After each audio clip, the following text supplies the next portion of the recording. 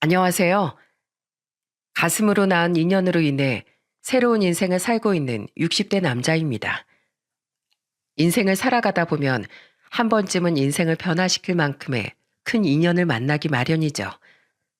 그런 인연은 하늘이 내려준 것이라 그런가 인생의 풍파 속에 서로 다른 길을 걷다가도 언젠간 다시 만나게 되는 것 같아요. 60대에서 70대로 넘어가는 길목에 있는 저에게도 하늘이 내려준 것과 같은 운명 같은 인연이 있답니다. 오늘 저는 인연의 소중함을 되새기며 파란만장한 제 삶을 여러분께 소개하려고 합니다. 19년 전 저는 아내와 함께 지방에서 작은 슈퍼를 운영했어요. 당시 저는 중소기업에 다니고 있던 평범한 셀러리맨이었습니다. 하지만 경제 위기로 사정이 안 좋아지게 되자 가족의 미래를 위해 다니던 회사를 그만두고 자영업에 뛰어들었죠. 제대로 장사를 해본 적도 없는데 그때 무슨 자신감이었는지 퇴직금을 끌어모아 호기롭게 슈퍼를 열었답니다. 하지만 주변의 아파트 단지를 여러 끼고 있어서 그런가 무모한 도전이라 생각한 것과 다르게 슈퍼는 초기부터 제법 장사가 잘 되었어요. 사장님 콩나물 1,000원어치만 달라고 했더니만 이렇게 많이 주시면 남는 게 있어요? 저야 좋지만 사장님도 먹고 사셔야죠. 안 그래요? 맞아요, 사장님. 지난번에 저한테도 서비스를 팍팍 넣어주셨잖아요. 감사하지만 한편으론 걱정되더라니까요. 저희 슈퍼 없으면 큰일 나요. 사거리 큰 마트에 있는 과일들은 비싸기만 하고 맛도 없어서 우리 애들이 여기 과일만 찾는단 말이에요. 꼭 오래오래 장사해 주셔야 돼요. 네? 단골이 하나둘 늘어가고 슈퍼의 입지도 단단해질 무렵의 일이었습니다. 그때 저는 모아놓은 돈으로 슈퍼를 확장할 마음을 가지고 주변의 땅들을 매입해 볼까 생각하던 중이었어요. 그날도 어김없이 아내와 함께 슈퍼를 어떻게 더 확장하는 것이 좋을까 이야기하고 있었는데 슈퍼 앞으로 한 노인과 아이가 리어카를 끌며 지나가고 있더군요. 저러다 떨어지는 게 아닐까 싶을 정도로 폐지가 한가득 담긴 리어카를 앞에 선 할아버지가 끌고 아이가 뒤에서 밀고 있었죠. 어? 할아버지가 여기까지 오시네. 아시는 분이신가 봐요. 사장님 모르셨구나. 저 할아버지 이 동네에서 유명하신 분이에요. 밤이고 낮이고 리어카를 끌고 동네를 돌아다니시면서 폐지를 주우시는 분이죠. 다리를 저시는 걸 봐선 몸도 안 좋으신 것 같은데 저기 저 뒤에 있는 꼬마랑 하루도 빠짐없이 다니세요. 듣기론 손주라고 들었는데 맨날 데리고 다니는 게 학교에도 아마 안 가는 것 같더라고요. 아유, 불쌍해라. 안쓰럽긴 한데 이 동네 사람들은 다 저 할아버지 싫어해요. 네? 싫어한다고요? 상가 사람들이야 박스 버리기 편하니까 그냥 두시는 것 같지만 우리 같은 엄마들은 저런 사람들이 여간 신경 쓰이는 게 아니거든요. 냄새도 너무 많이 나고 추레한 게 혹여라도 애들한테 돈 내놓으라고 해코지라도 할까봐 걱정돼서요. 손님들의 말에 할아버지를 자세히 보니 정말 행색이 말이 아니더군요. 눈밑이 퀭하고 광대가 쏙 들어간 것이 며칠은 굶은 듯했고 어찌나 마르셨는지 팔과 다리는 뼈가 죄다 튀어나와 버려진 나뭇가지 같아 보였을 정도였거든요. 아이의 상태 역시 나빠 보였죠. 얼굴을 보아하니 한 초등학교 1, 2학년 정도 된 것 같은데 얼굴도 까맣고 눈에 힘이 하나도 없어 보이는 게 어쩐지 애가 애답지 않게 느껴질 정도였습니다. 그런 두 사람이 자기 몸보다 큰 리어카를 낑낑거리고 끄는데 그 모습이 어찌나 딱해 보였는지 모릅니다. 그때부터 전 할아버지와 아이를 유심히 살펴보기 시작했습니다. 신경을 쓰기 시작하니 왜 그간 알아보지 못했을까 생각이 들 정도로 매일 몇 번이고 슈퍼 앞을 지나가시더군요. 할아버지는 사람들이 수군거려도 아랑곳하지 않고 회지를 주우셨죠. 그 모습에 저는 고물상을 운영하는 아버지와 폐지를 주우러 다니시는 어머니를 떠올렸어요. 특히 남들의 손가락질을 받으면서도 아이들은 공부시켜야 한다는 신념 아래 밤이고 낮이고 뼈가 부서져라 리어커를 끄시던 어머니가 생각났죠. 찢어지게 가난했던 그 시절이 떠올라 전 슈퍼를 지나가는 할아버지를 불러 세웠습니다. 그리고는 할아버지 두 손에 10,000원짜리 지폐 한 장과 빵 2개를 쥐어드렸죠. 할아버지, 잠시만요. 저기 별건 아닌데요. 이걸로 가다 식사라도 하세요. 아이고 사장님, 이러지 마십시오. 늙은인 그냥 폐지나 주우면 좋게. 제 부모님 갖다 드리는 거니 괴념치 마시고 받으세요. 할아버지도 그렇고 저 아이도 밥은 먹여야 하잖아요. 끼니 거르지 말고 꼭 식사하세요. 하루 종일 폐지를 주워봤자 수중에 떨어지는 돈이 얼마 되지 않는다는 걸 엄마를 통해 누구보다 잘 알고 있었기에 저는 매일같이 할아버지께 돈과 주전부를 챙겨드렸죠. 처음엔 극구 사양하시던 할아버지도 제가 끈질기게 부탁하니 결국에는 받아주시더군요. 아이고, 사장님이 이리 매일 챙겨주시니 어찌 감사를 표해야 할지 모르겠네요. 할아버지, 말 편하게 하세요. 그리고 앞으로 일이 없어도 더 자주 들려주세요. 제가 말벗 해드릴게요. 세상에 이리도 감사할 때가 날 이렇게까지 챙겨준 사람은 여태껏 없었어요. 이 마음을 어찌 보답합니까? 할아버지께서 절 많이 찾아주시는 게 보답이세요. 아들 또래 친구 하나 생겼다 생각하시고 언제든 찾아오세요. 할아버진 그때부터 저희 슈퍼에 자주 들러주셨습니다. 저 아내는 슈퍼 한편에서 커피와 빵을 대접하면서 할아버지의 말벗을 자처했죠. 할아버지를 따라 들어온 아이는 처음에는 어색한지 쭈뼛거리며 거리를 두더니 나중엔 언제 그랬냐는 듯 마음의 문을 열어주었죠. 그래, 이름이 뭐라고? 경수예요. 강경수. 9살이에요. 정말? 아줌마도 딱 너만한 또래 아들과 딸이 있어. 너한텐 형이랑 누나겠구나? 형이랑 누나요? 그럼 둘이 남매인 거예요? 와, 둘이라서 재밌겠다. 맨날 같이 놀 수도 있고. 난 나밖에 없어서 심심한데. 슈퍼에 오면 아줌마가 놀아줄게. 자주 놀러와. 우와, 정말요? 정말 놀아주시는 거예요? 신난다. 아이는 저희 아내를 참 잘 따랐죠. 아내도 애들이 생각났는지 아이를 잘 보살펴 주었습니다. 저는 할아버지에게서 부모님을, 아내는 아이에게서 저희 애들을 겹쳐보며 두 사람을 진심으로 대했고 그것에 보답하듯 두 사람도 저희를 많이 의지해 주었죠. 그렇게 시간이 지난 어느 날 뉴스에서 올겨울은 유난히도 혹독하다는 예보를 계속해서 내보낼 무렵의 일이었습니다. 할아버지의 얇은 옷이 신경 쓰였던 전 뉴스가 나온 김에 월동 준비는 잘하고 계신지 여쭤보았죠. 하지만 할아버지는 손사래를 치며 체념했다는 듯이 대답하시더군요. 월동 준비는 무슨, 겨울이야 원래 추운 것이니 어쩔 수가 없지. 아니, 그래도 올겨울은 역대 최고의 한파라고 하던데 준비를 해놓으셔야죠. 뭐 준비할 것도 없어. 준비할 만한 집이 아니야. 준비할 만한 집이 아니라뇨. 그게 무슨 말씀이세요? 할아버지의 말을 의아하게 여긴 저와 아내는 이참에 할아버지 댁에 가보기로 했어요. 슈퍼에서 차로 30분을 달려 도착한 할아버지 댁은 충격적이었습니다. 외곽 중에서도 개발이 전혀 될 기미가 보이지 않는 산비탈에 중턱에 삐딱하게 세워져 있는 집은 경악 그 자체였죠. 할아버지 댁은 집이라기보단 움막에 더 가까웠습니다.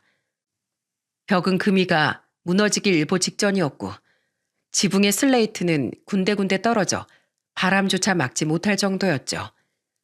하지만 저희 부부가 더 경악했던 건 집안의 상황이었습니다. 천장은 온통 곰팡이에 뒤덮여 있었고 기둥이란 기둥은 죄다 썩어 새카맣게 변해 있었거든요. 그것뿐만이 아닙니다. 부엌에 들어간 아내는 요새 세상에도 아궁이가 있다며 수스라치게 놀라곤 이런 부뚜막 같은 곳에서 밥을 해드셨냐고 울먹거리더군요. 아내가 부엌에 놀랐다면 전 저대로 화장실에 놀랐습니다. 할아버지 댁 화장실이 우리 어린 시절에나 보던 그 더러운 푸세식 화장실이었거든요. 세상에, 여러분 믿어지세요? 시골에서조차 그런 화장실이 없어진 지 꽤 되었는데 아직도 그런 집이 있다니 믿을 수가 없었죠. 그런 다 무너져가는 집에서 할아버지와 경수는 살고 있었던 거예요. 저희가 비위생적인 환경에 경악하는 걸 아시는지 모르시는지 할아버진 그래도 손님이니 대접을 해야 한다며 방으로 안내해 주셨습니다. 방 안에 있는 것이라곤 얇은 이불 하나와 몇 가지의 옷, 그리고 몇 개의 액자밖에 없었고 그마저도 온통 곰팡이가 펴서 성한 게 하나 없어 보였어요. 하지만 딱 하나 액자만큼은 새 것처럼 깔끔했죠. 액자에는 젊은 시절의 할아버지로 보이는 사람과 자식들로 보이는 세 사람이 함께 찍혀 있더군요. 저는 그 사진을 보고 할아버지에게도 가족이 있었음을 직감할 수 있었습니다. 할아버지, 실례되는 질문이지만 자제분들은 안 계시나요? 저기 벽에 걸려있는 사진을 보니 장성하셨을 것 같은데 다들 어디 사세요? 자식들? 그래, 있었지. 아들 둘에 딸 하나, 무려 셋이나 있었다네. 근데 우리 첫째 아들은 15살 때 병으로 죽고 말았어. 큰아들이 죽고 남은 둘이라도 잘 키워보자고 해서 우리가 얼마나 정성을 쏟았는지 모르네. 또 병에라도 걸릴까 노심초사하며 키웠지. 그래도 둘째 아들은 결혼해서 경술 낳고 잘 사는가 싶었는데 그 둘째조차 연탄가스 중독으로 그만 세상을 떠나고 말았다네. 다행히 경수는 우리가 돌보고 있어서 참변을 피했다마는 아들 내웬 병원에서 시름시름 앓다 결국 죽고 말았어. 잘 살아보겠다고 아둥바둥 일만 하다가 죽다니 어찌나 서글픈지 내 몇 달을 술독에만 빠져 살았다네. 그 생각만 하면 아직도 눈물이 나. 내가 전생에 지은 죄가 많았던 모양이지. 그 말씀을 끝으로 할아버지는 말이 없으셨어요. 그저 주름투성이의 손으로 눈가를 어루만지며 새어나오는 눈물을 훔칠 뿐이었죠. 그 모습에 저도 그만 울컥하고 말았죠. 할아버지, 그럼 막내 따님은요? 살아 계세요? 딸은 살아있네만 결혼한 뒤로 한 번도 찾아오질 않았다네. 번듯한 집안의 남자랑 결혼해서 뛸 듯이 기뻤네만 그것도 다 처음뿐이었어. 사위가 날 어찌나 싫어하지 뭔가. 냄새난다, 추하다. 장인인데도 사람 취급도 않고 손가락질만 해댔지. 딸은 그래도 아비라고 감사줄 줄 알았네만 다 내 착각이었지 뭔가. 사위 편을 들면서 일찌감치 직과 연을 끊어버렸다네. 이제 나의 그쪽 집안 사람이 다 됐어. 그럼 아내분은요? 폐렴으로 이미 오래전에 세상을 떠났지. 의사는 약을 잘 쓰면 낫는다고 병원으로 오라고 했지만 우리 형편에 약값은 무리인지라 그저 참기만 했어. 그렇게 시름시름 앓더니 결국 2달을 못 버티고 말았네. 나에게 시집 와서 고생이란 고생은 다 했는데 그렇게 허무하게 갈 줄은 몰랐어. 할아버지의 다사다난한 인생살 들으니 그간 얼마나 힘들게 살아오셨을지가 눈앞에 훤히 그려지더군요. 할아버진 그런 저를 보고는 괜찮다며 다 옛일이라며 애써 웃어 보이셨죠. 그리곤 자신은 다 늙었으니 이제 죽으면 그만이지만 남겨질 핏덩인 어찌하냐며 도리어 경수에 대한 걱정을 한가득 쏟아내셨습니다. 아내와 2 아들은 죽고 딸은 떠나고 남은 건 우리 경수뿐이야. 아이고 딱한 거. 내가 몸이라도 성해서 일이라도 제대로 하면 좋으련만 이 당뇨 합병증 때문에 일도 제대로 못하니 저 어린 것이 굶고만 있다네. 내가 이 나이까지 살아서 뭐 할까 싶다가도 저 가여운 목숨이 눈에 밟혀 갈 수가 없어. 애비도 죽고 애미도 죽은 데다 형제도 하나 없으니 세상에 믿을 사람은 나뿐인데 내가 없으면 저 녀석은 어찌 사노. 내가 그게 걱정돼서 처승에서도 눈을 못 감을 지경이라네. 그때부터 저희 부부는 할아버지와 경수를 살뜰히 보살피기 시작했습니다. 특히 아내는 경수의 영양 상태가 걱정되었는지 반찬들을 만들어 할아버지께 꽉꽉 채워놓았죠. 경수야, 아줌마가 반찬 가져왔으니까 많이 먹어. 우와, 멸치볶음에 소세지잖아. 아줌마 감사해요. 아줌마께서 해주시는 음식은 전부 다 맛있어요. 세상에서 제일 맛있어요. 그래, 그래. 우리 경수 많이 먹고 힘내서 학교 열심히 다니자. 싫어요. 저 학교 안 다닐래요. 경수야, 지난번부터 묻고 싶었는데 왜 학교는 안 가려고 하는 거야? 학교 가는 거 싫어? 누가 괴롭히는 거야? 그런 건 아닌데요. 그냥 할아버지랑 떨어지는 게 걱정돼서 싫어요. 할아버진 내가 없으면 안 된단 말이에요. 할아버지에게 가족은 저밖에 없는데 제가 떨어졌다가 혹시라도 잘못되면 어떡해요. 그 말에 아내는 경수가 돌아가신 부모님을 떠올렸다는 걸 눈치챘다고 해요. 자기가 떨어져 있다가 혹시라도 부모님처럼 변을 당할까 두려워했다는 거죠. 아내는 경수의 깊은 상처를 느꼈다고 하더군요. 경수야, 경수는 할아버지 사랑하지? 기쁘게 해드리고 싶지? 그럼요. 경수가 할아버지 기쁘게 해드리는 방법은 딱 하나야. 그건 바로 경수가 훌륭한 사람이 되는 건데, 경수가 할아버지를 도와 폐지를 줍는 것도 참 고마운 일이지만 할아버진 학교에서 경수가 열심히 공부해서 경수가 나중에 훌륭한 사람이 되는 게 더 기쁘실 거야. 그래요? 제가 훌륭한 사람이 되면 할아버지가 기뻐하실까요? 그럼 기뻐하다마다 어른들에겐 자식들이 훌륭한 사람이 되는 것만큼 큰 효도가 없단다. 그러니 우리 경수도 얼른 학교 가서 할아버지께 효도하렴. 아줌마가 내일 시장에서 책가방도 사주고 옷도 사줄 테니까 우리 같이 학교에 가는 거야. 알았지? 등교를 거부하던 경수는 아내의 오랜 설득 끝에 학교를 다시 다니기 시작했어요. 아내는 경수가 밥은 잘 먹고 있는지, 학교에는 잘 적응하고 있는지 항상 신경을 썼죠.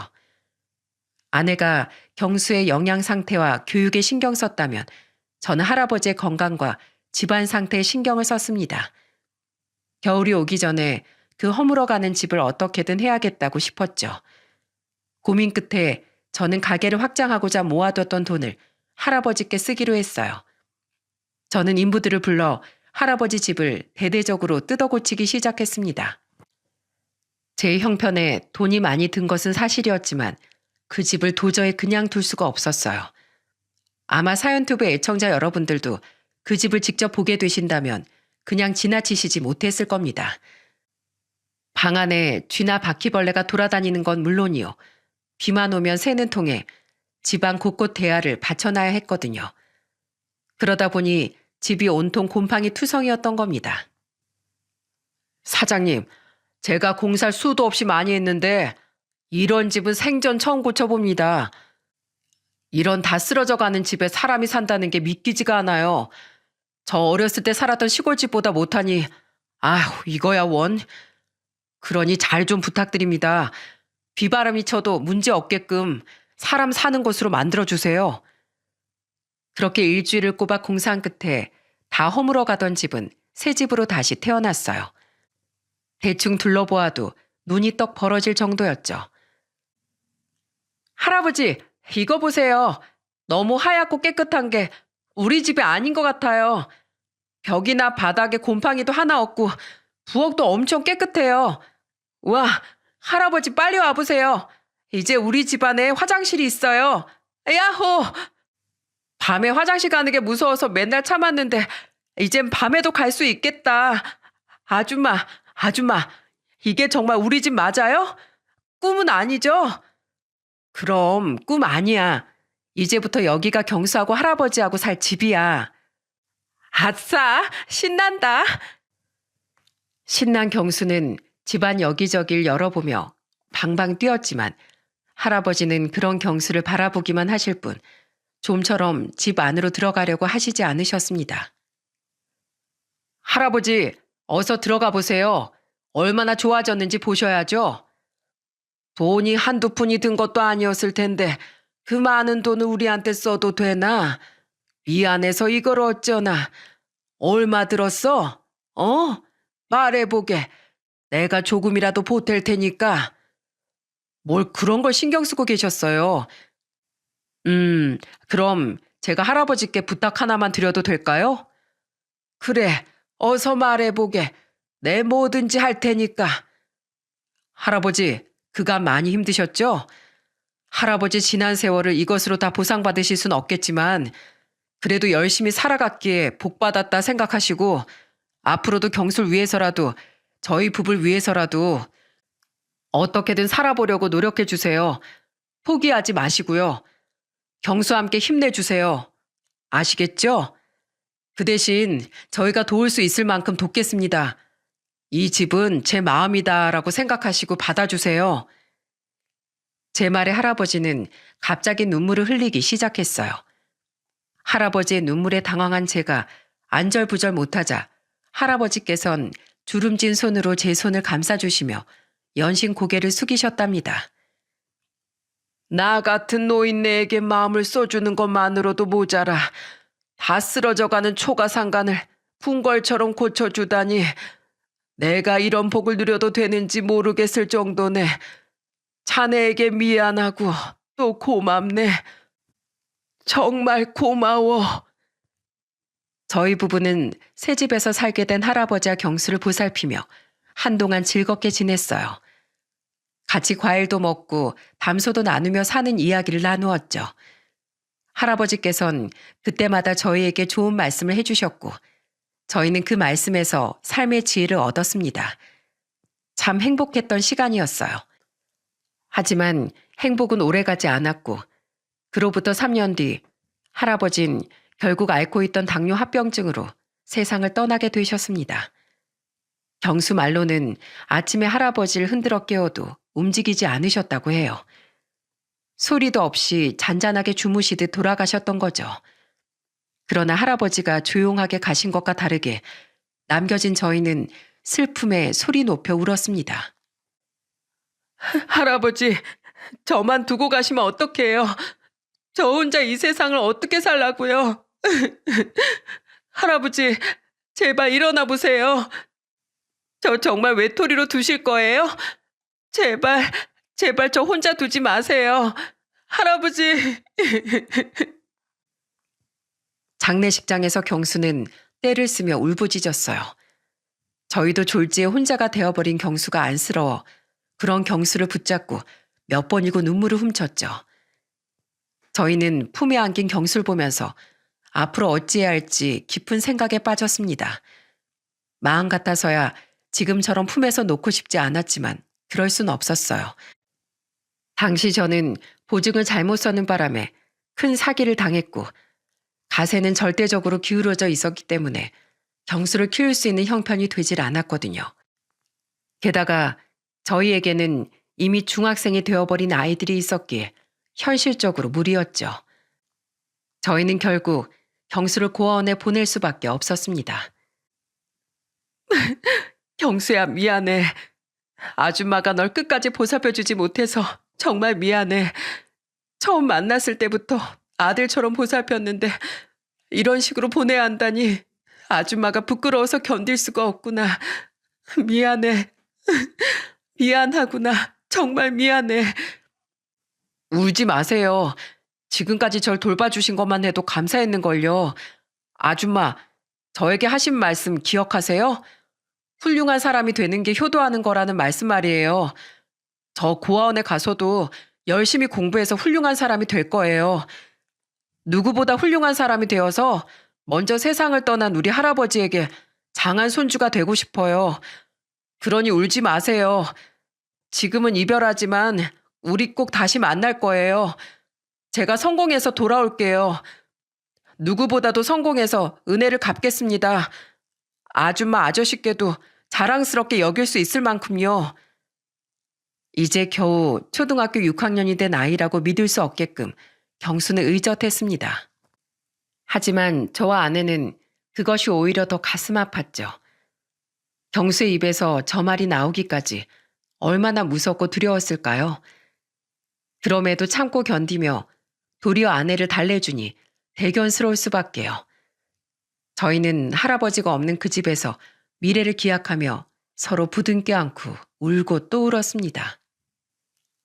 옷가채 몇 가지의 소지품을 챙겨 고아원에 가는 길에 아내는 경수에게 쪽지 하나를 건네주더군요. 경수야, 이건 아저씨 핸드폰 번호야. 혹시라도 무슨 일 있으면 이 번호로 꼭 전화해. 일이 없더라도 아줌마가 보고 싶으면 언제든지 연락하렴. 이 아줌마가 다 들어줄게. 네, 그럴게요. 꼭 연락할게요. 경순 그렇게 말하며 저희가 사라질 때까지 손을 흔들어 주었어요. 아내는 돌아오는 차 안에서 저 어린 것이 혼자 잘 살아갈 수 있겠냐며 끝까지 보살피지 못해 미안하다며 어찌나 울었는지 모릅니다. 마지막으로 본 경수의 얼굴이 아른거려 헤어지고 나서도 저는 계속 경수를 후원해 주었습니다. 약소했지만 경수 앞으로 돈도 붙이고 계절별로 옷가지들을 보내주었죠. 경수가 감사하다며 제 핸드폰으로 몇 번 연락하기도 했었죠. 특히 아내는 경수를 위해 편지 등을 고아원으로 보내기도 했습니다. 한동안은 그런 교류가 계속되었죠. 하지만 운명의 장난인 걸까요? 경수를 떠나보낸 때부터 저의 인생은 힘듦과 고난의 연속이었어요. 특히 아이들이 속을 많이 썩였죠. 아이들은 심하게 반항적이었습니다. 처음엔 저희도 사춘기 때문이겠거니 했지만 같은 반 아이들의 돈을 뺏거나 물건을 훔치는 등 그저 아이들의 일탈이라고 치부하기 어려운 일을 여러 번 벌이고 말았죠. 아니, 아버님, 어머님, 도대체 자녀 교육을 어떻게 하신 겁니까? 애들이 저번에도 또 다른 아이들의 돈을 훔쳤어요. 이번이 몇 번째인 줄 아십니까? 이제 쟤네들도 곧 성인입니다. 학생이니까 용인되는 거지. 사회에서 저런 행동을 하면 잡혀 들어가요. 아버님이 누구보다 잘 아시지 않습니까? 안 그래요? 선생님, 정말 죄송합니다. 다 제가 부족한 탓입니다. 저 녀석들 졸업만 무사히 할 수 있도록 봐주세요. 앞으로 이런 일이 없게끔 할 테니까 부디 이번 한 번만 용서해 주세요. 다시 한번 부탁드립니다. 학교에 찾아가 용서해달라고 손이 발휘되도록 빈 적이 여러 번. 겨우 졸업한 아이들에게 졸업장도 땄으니 이젠 성인으로 잘 살아달라 부탁했지만 소용없더군요. 아이들이 혹여라도 사고라도 칠까 저희는 아이들을 혼내도 보고 달래도 봤지만 다 그때뿐이었어요. 아이들은 아내에게 자꾸만 돈을 요구했고 그때마다 저희는 동네가 떠나가라 다투어야만 했습니다. 주다 이제 더는 줄 돈도 없을 때 아이들이 좋은 투자처가 생겼으니 그걸로 새 삶을 시작하겠다며 아내의 적금 통장을 내달라고 하더군요. 적금 통장을 달라고? 너희 지금 그게 엄마한테 할 소리야? 도대체 왜 그래? 언제까지 속을 썩일 거야? 아니 엄마, 우리에게 통장을 주기만 하면 돈을 몇 배로 불려준다니깐? 지금까지 그렇게 가져간 돈이 얼만 줄 알아? 너흰 정말 왜 그래? 엄만 그냥 너희들이 직장에 들어가서 사람답게 살길 바랄 뿐인데 그게 그렇게 하기 어려운 거야? 내가 널 어떻게 키웠는데 어쩜 엄마한테 이럴 수가 있어? 엄마, 잔소리하려면 차라리 돈을 주고 나서 해. 뭐라고? 너 돈 그만 못해? 적금 통장 때문에 아이들과 몇 번을 언성을 높이며 싸웠는지 모릅니다. 특히 그간 아이들의 행보를 탐탁지 않게 여겼던 아내가 이 돈을 가져가면 엄마 아빠 다시는 못 보는 건 줄 알라며 으름장을 놓고 소리를 질렀지만 아이들은 막무가내였어요. 하지만 자식을 이기는 부모 없다고 결국 아내는 통장을 뺏기고 말았고 아이들은 통장만을 가져간 채 연락을 끊어버렸어요. 나중에 경찰에게서 연락이 오길 다단계가 주도적으로 계획한 억대 사기에 휘말리는 바람에 투자자 대부분이 돈을 잃었다고 하더군요. 뭐라고요? 다단계 사기요? 네, 지금 피해자가 한둘이 아닙니다. 자녀분들도 피해자이시죠? 하지만 다단계가 다 그렇듯 피해자가 곧 가해자이기도 하기에 저희도 뭘 어떻게 도와드릴 수는 없어요. 자녀분들 연락은 하시는 거죠? 아니요. 나가고 나선 전화 한 통 없어요. 연락이 없어진 지가 얼마나 되셨죠? 벌써 1년이 넘었습니다. 그럼 해외 도주 가능성이 있겠네요. 잘 알겠습니다. 찾으면 연락드리죠. 빚 갚는 처지에 한 푼 두 푼 아껴 모아뒀더니 졸지에 자식들에게 사기를 당한 꼴이 되어버린 저희는 마지막 남았던 적금까지 날리게 되자 앞날이 아주 깜깜해졌습니다. 하지만 아이들은 저희의 이런 마음을 아는지 모르는지 핸드폰 번호를 여러 번 바꾸어가며 해외로 잠적해버렸죠. 하지만 돈도 없고 아이들도 잃은 저희 부부의 불운은 여기서 끝이 아니었습니다. 더 큰 불행이 남아있었죠. 빚 문제로 여전히 허덕이고 있던 어느 날이었어요. 그날도 빚 문제로 은행에 갔다가 돌아왔는데 저희 앞에 믿을 수 없는 광경이 펼쳐져 있더군요. 저는 그 모습을 세월이 흐른 지금도 똑똑히 기억한답니다. 저희 부부에게 세상 그 어떤 것보다 큰 좌절을 안겨주었던 그날의 일을 어찌 잊을 수가 있겠어요? 세상에, 여보, 저기 좀 봐요, 저기. 당신 왜 그래? 저기 우리 슈퍼잖아요, 슈퍼. 우리 슈퍼가. 이게 뭐야? 우리 슈퍼가 불타고 있잖아. 119 불러, 빨리. 문을 닫을 때만 해도 멀쩡하던 슈퍼가 어찌된 일인지 불길에 휩싸여 활활 타오르며 하나둘 무너지고 있는 것이 아니겠어요? 저의 신고로 119가 오고 불은 곧 진압되었지만 이미 슈퍼는 새까맣게 타버린 뒤였습니다. 저와 아내는 잿더미로 변해버린 슈퍼 앞에 주저앉아 땅을 두드리며 오열했지만 지나간 시간은 되돌릴 수 없었죠. 이게 무슨 일이야? 세상에 이럴 순 없어. 이럴 순 없다고. 저기에 우리의 피와 땀이 다 있었는데 이렇게 허무하게 날릴 순 없어. 여보, 우리 이제 어떻게 살아요? 이제 어쩌냐고요? 방화로 추정된다며 경찰이 수사에 나섰지만 저의 피와 땀이 담긴 슈퍼를 태운 방화범을 끝끝내 찾을 수는 없었습니다. 그렇게 슈퍼에 불이 난 지도 몇 달, 수사도 진전 없이 흐지부지 되어 사람들 사이에서 저희 슈퍼가 슬슬 잊혀갈 때쯤 결국 저희는 빚과 생활비를 감당하느라 집을 팔고야 말았죠. 허름한 반지하 방을 겨우 얻어 길거리에 나앉은 것만 간신히 피했을 뿐 저희의 상황은 절망적이었어요. 돈은 돈대로 나갈 때가 많은데 수입이라곤 한 푼도 없으니 점점 생활이 쪼들려갔죠. 그때부터 아내는 시름시름 앓기 시작했습니다. 병원에서는 화병인 것 같다고 하더군요. 하기야 재산도 잃고 자식도 잃고 마지막에 남은 슈퍼까지 잃었으니 제정신을 유지하는 게 더 이상했죠. 아내는 점점 움직이지 못하다가 결국엔 아예 자리에 몸져 누워버렸죠. 저는 막노동을 하면서 병든 아내를 어떻게든 보살피려고 노력했지만 나이가 들었는지 그것도 쉽지 않았습니다. 그렇게 하루하루 버티며 겨우겨우 살아가고 있을 때 휴대폰으로 한 통의 전화가 걸려오더라고요. 아저씨, 누구세요? 아저씨. 수화기 너머의 남자는 아저씨 소리만 되풀이하며 울기만 하더라고요. 다른 말은 일절 없이 그저 울기만 하는 것에 답답해하고 있는데 남자가 아주 뜻밖의 소리를 하더군요. 그때 제가 어찌나 놀랐는지 모릅니다. 가슴이 어찌나 요동치는지 심장 소리가 밖으로 다 들릴 것만 같았죠. 아저씨, 저 경수예요. 그때 아저씨가 도와준 할아버지 댁 손자 강경수요. 아저씨 저 기억하세요? 경수? 너 경수 맞아? 우리 경수가 맞아? 네, 맞아요. 저 강경수예요. 아저씨 그동안 잘 지내셨어요? 아이고 세상에. 이놈아, 너 왜 이렇게 연락 한 통 없었어? 내가 네 연락을 얼마나 기다렸는지 알아? 10년 전에 연락하고 그 뒤로 왜 연락하지 않았던 거야? 이 아저씨가 서운하다, 너무 서운해. 아저씨 죄송해요. 저 아저씨에게 좋은 모습만 보이고 싶었거든요.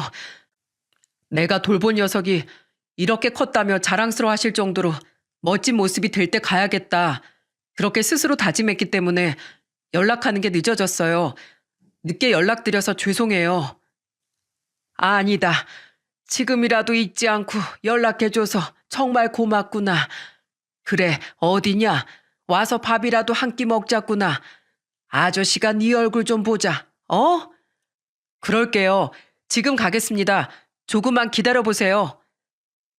경수는 음료수니 과일이니 양손 가득 선물을 사서는 제가 보내준 주소를 따라 다음날 점심때 집에 방문했어요.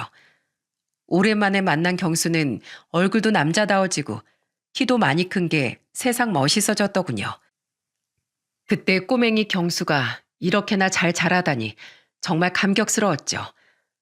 하지만 제가 경수의 얼굴과 어깨를 이리저리 만져보며 감회에 젖어 있을 때 경수는 변해버린 저의 모습을 보고 충격을 받은 것 같더군요. 아저씨, 왜 이런 곳에서 계세요? 집이랑 슈퍼는 어쩌고요? 그간 무슨 일이 있으셨어요?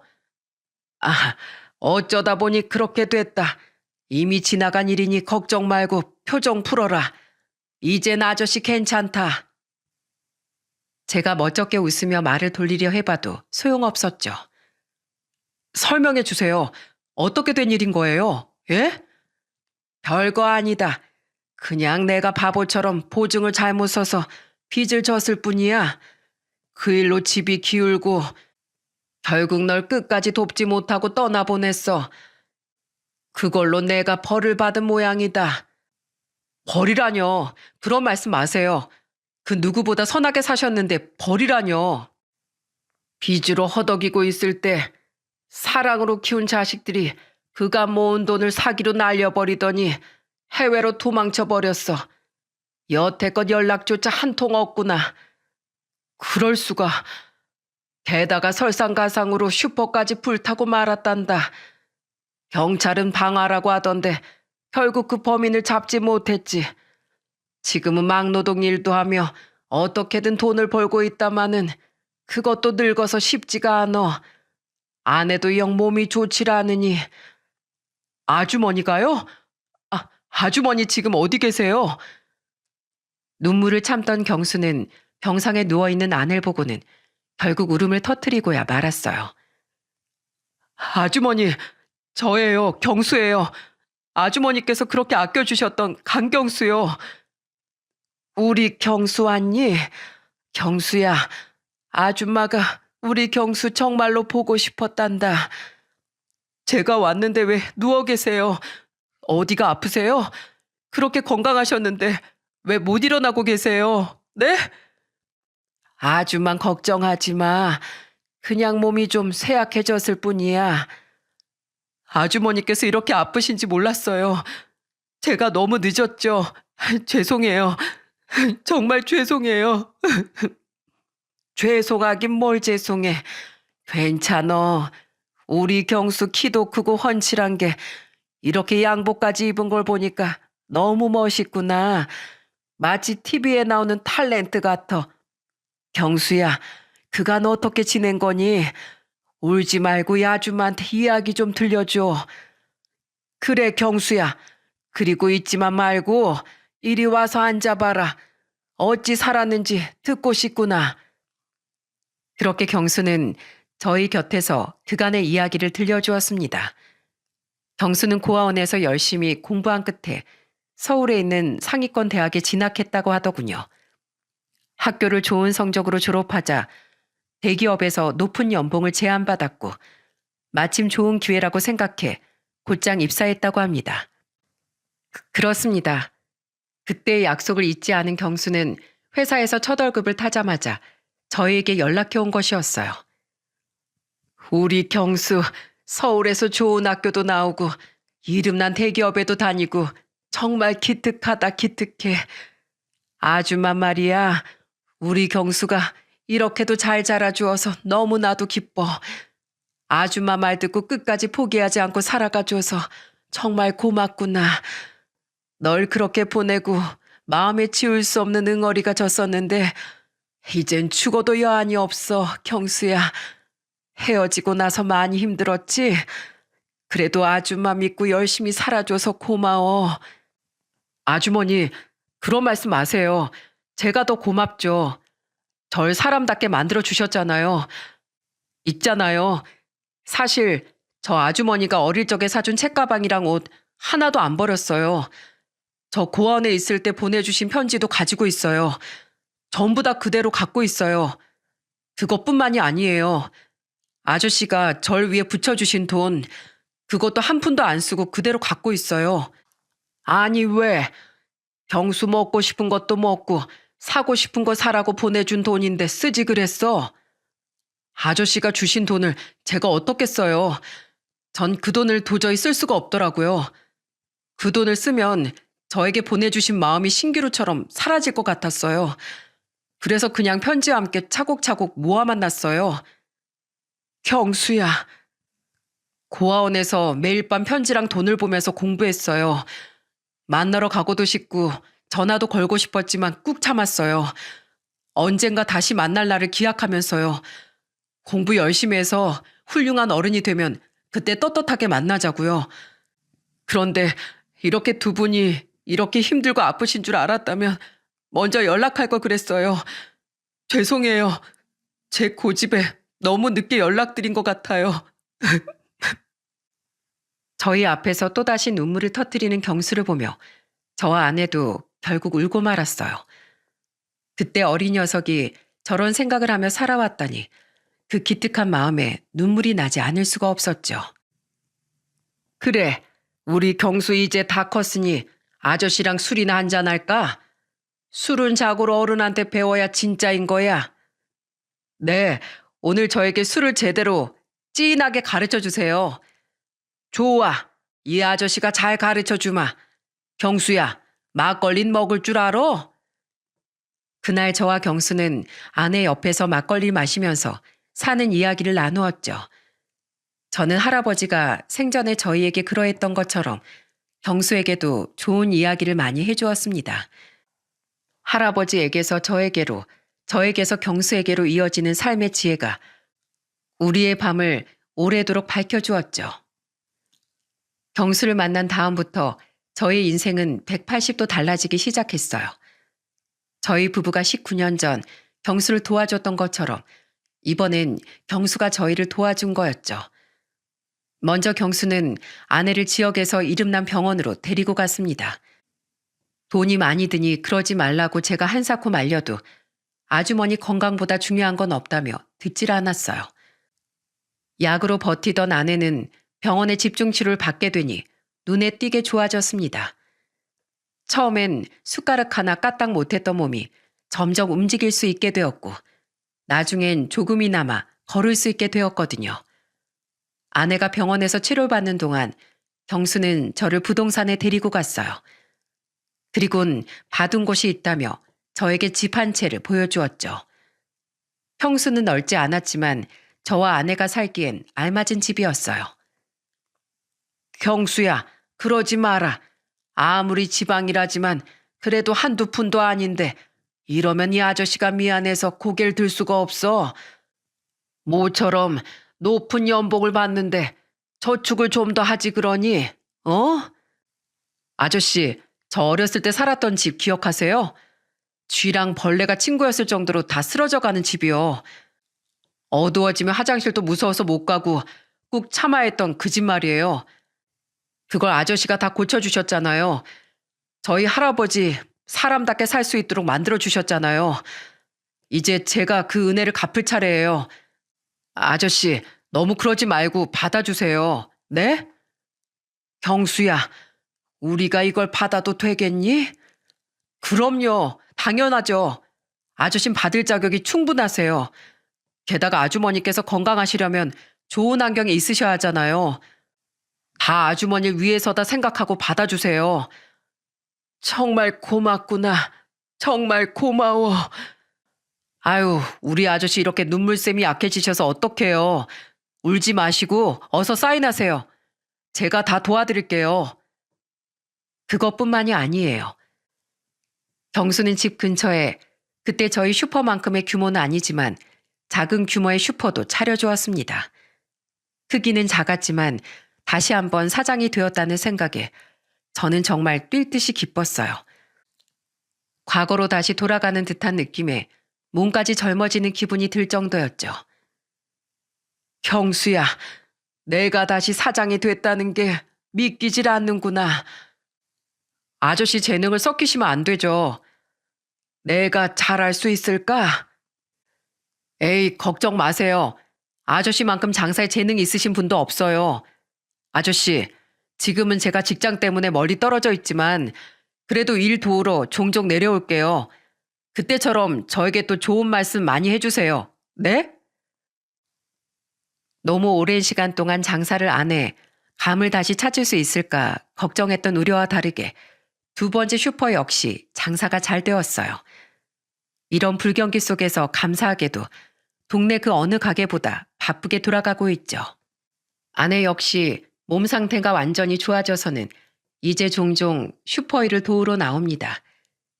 제가 나오지 말라고 해도 아내는 집에 있는 게 더 답답하다고 하더군요. 저는 슈퍼에서 이리저리 바쁘게 움직이는 아내를 볼 때마다 한창 때 아내가 생각나 주책맞게도 자꾸 눈물을 흘리고 한답니다. 아이고, 당신 나이 먹더니 눈물샘이 많이 약해졌네. 남자들도 갱년기 온다고 하더니만 남성 갱년기 뭐 그런 거야? 아니, 난 그냥 당신이 이렇게 다시 움직이니까 너무 좋아서 그래. 내 몸은 걱정하지 마. 경수 덕에 몸도 가뿐한 게 오히려 예전보다 더 힘차게 일할 수 있을 정도야. 아이고, 세상에. 이 양반이 울지 말라고 했더니만 더 우네. 요새 저희 부부는 주중엔 일하고 주말엔 경수와 만나 나들이를 나가기도 하며 시간을 보내고 있답니다. 그 시간이 얼마나 값지고 귀한지 지난날의 아픔이 다 씻겨져 내려가는 것만 같았어요. 경수 덕에 저희가 제2의 인생을 살고 있는 셈이죠. 그런데 말이에요. 얼마 전 경수가 갑자기 말도 없이 결혼할 신부감을 데리고 오더군요. 좋아하는 사람이 있다는 말을 하긴 했지만 결혼까지 생각할 줄은 몰랐죠. 깜짝 방문에 저희 부부가 놀라 굳어졌는데 경수가 다짜고짜 무릎을 꿇는 게 아니겠어요? 아이고, 경수야, 뭐 하는 거야? 왜 갑자기 무릎을 꿇는 거니? 아버지, 어머니, 뭐? 저는 귀를 의심했어요. 믿을 수가 없었죠. 경수가 저희를 아저씨 아줌마가 아니라 아버지 어머니라고 불렀으니까요. 절 받아주시면 안 될까요? 이제부터 두 분을 아저씨 아줌마가 아니라 아버지 어머니처럼 모시고 싶어요. 사실 전 어릴 때부터 항상 그렇게 생각해 왔어요. 이분들이 정말 내 진짜 아버지 어머니면 좋겠다. 그럼 내가 평생을 효도하며 살 텐데 하고요. 처음 만났을 무렵부터 지금까지 두 분과 가족이 되는 것을 수백 번, 아니 수천 번도 더 상상했어요. 아이고, 경수야, 당연하지. 우리도 널 자식처럼 여기고 있어. 이 아줌마가 가슴으로 낳았다고 생각하면 널 돌받는 걸. 알아요. 피 한 방울 안 섞인 저에게 가족 같은 정을 베풀어 주신 걸 누구보다 잘 알죠. 그렇게 두 분을 언제까지고 남처럼 부를 수는 없어요. 저에게 가족은 이제 아저씨 아줌마뿐이에요. 절 받아주세요. 저를 아들로 받아주시고 저희의 결혼을 허락해 주세요. 혼주석에 앉으셔서 저희를 위해 화촉을 밝혀주세요. 제가 그 화촉을 평생의 진리 삼아 따라가겠습니다. 그래야지. 우리가 당연히 해줘야지. 넌 우리 아들이나 다름없다. 그래, 경수야. 우리가 네 화촉을 밝혀주마. 감사합니다. 아버지, 어머니, 제 절 받으세요. 아들이 큰 절 한번 올리겠습니다.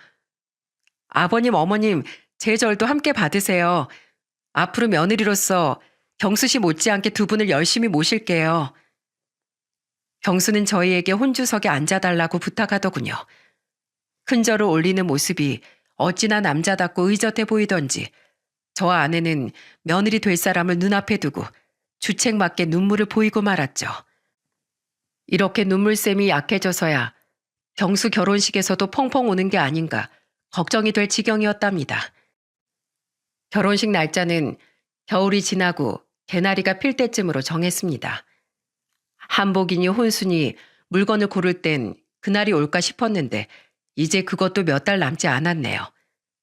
만약 그날 제가 다른 사람들처럼 할아버지와 경수를 외면하였다면 제 미래는 어떻게 되었을까요? 제가 할아버지를 남들처럼 냄새난다, 더럽다 업신여기고 아내가 경수를 나몰라라 내팽개쳤다면 우린 우리에게 찾아온 기적을 그냥 지나쳤을지도 모릅니다. 하지만 저와 아내가 할아버지와 경수를 사랑으로 보듬고 도와주었기에 우리는 서로에게 기적을 일으키는 소중한 인연으로 남을 수 있었죠. 그러니 여러분들도 주변에 있는 누군가를 사랑으로 돌봐주세요. 그 인연이 기적을 일으키고 여러분에게 가족의 사랑이란 것이 무엇인지 깨닫게 해줄지도 모릅니다. 여러분, 오늘 제가 여러분께 사연을 보내게 된 이유는 가족의 사랑에 관해 함께 이야기하고 싶어서예요. 저는 삶의 풍파들을 겪으면서 돌발 상황과 시련 속에서도 가족과의 연결고리가 있다면 그 어떤 어려움도 극복해낼 수 있다는 걸 깨달았답니다.